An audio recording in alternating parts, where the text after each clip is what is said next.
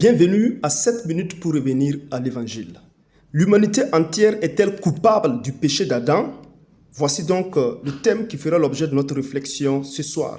La Bible enseigne que le péché a affecté toute la création entière, car la création a été soumise à la vanité, selon Romains chapitre 8, verset 20. La Bible enseigne également que le péché d'un seul homme a eu des conséquences sur tout le reste des hommes. Romains 5, verset 22 nous dit que c'est pourquoi, comme par un seul homme, le péché est entré dans le monde, et qu'ainsi la mort s'est étendue sur tous les hommes parce que tous ont péché. Le verset 19 nous dit que, car comme par la désobéissance d'un seul homme, c'est-à-dire Adam, beaucoup ont été rendus pécheurs, de même par l'obéissance d'un seul acte de justice, c'est-à-dire Jésus-Christ, la justification qui donne la vie s'étend à tous les hommes. Ici, Paul, divinement inspiré, utilise l'analogie donc des contraires, se servant de Christ et d'Adam.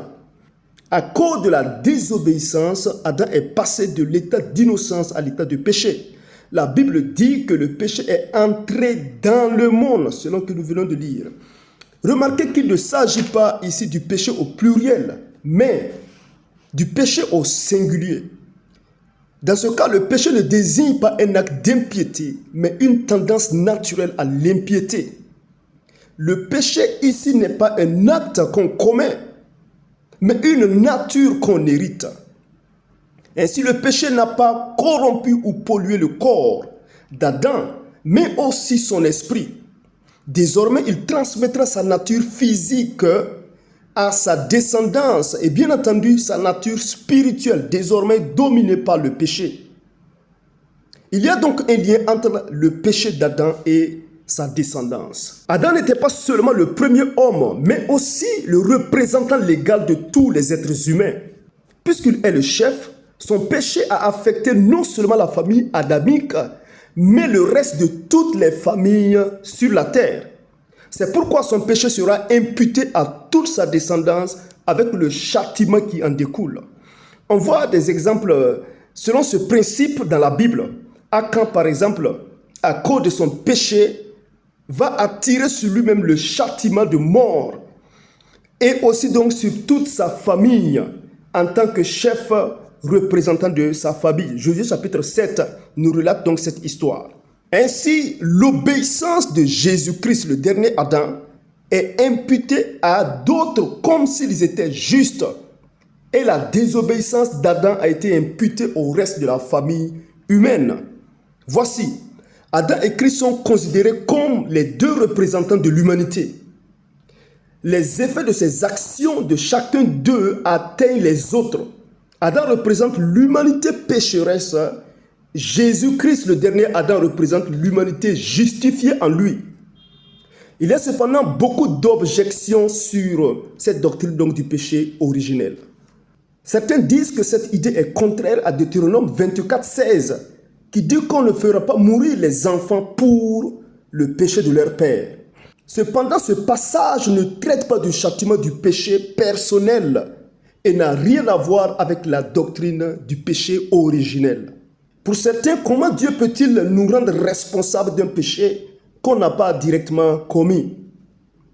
Certes, nous avons hérité de la nature déchue et pécheresse de Adam, mais cela n'annule pas notre responsabilité vis-à-vis de Dieu, car nous péchons volontairement et non par contrainte. Nous commettons des péchés semblables à celui d'Adam, et ce volontairement.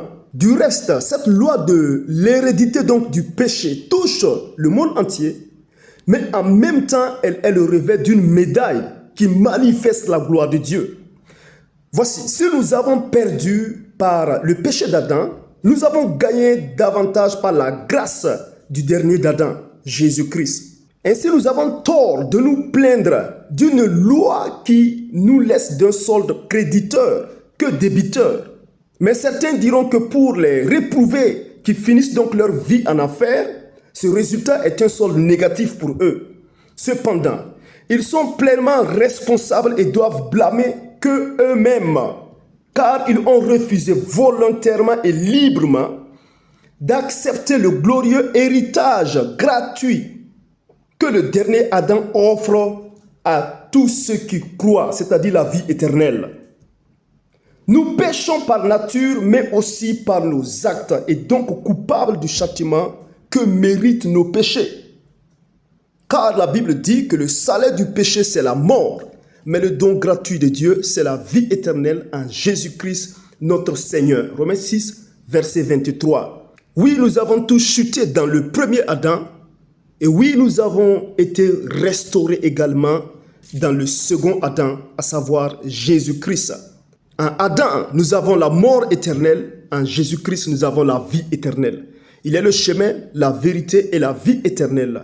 Croyez en lui et vous serez justifiés, vous serez rachetés, restaurés. Que le Seigneur vous bénisse et restez connectés pour plus d'enseignements centrés sur la Bible. Shalom chez vous.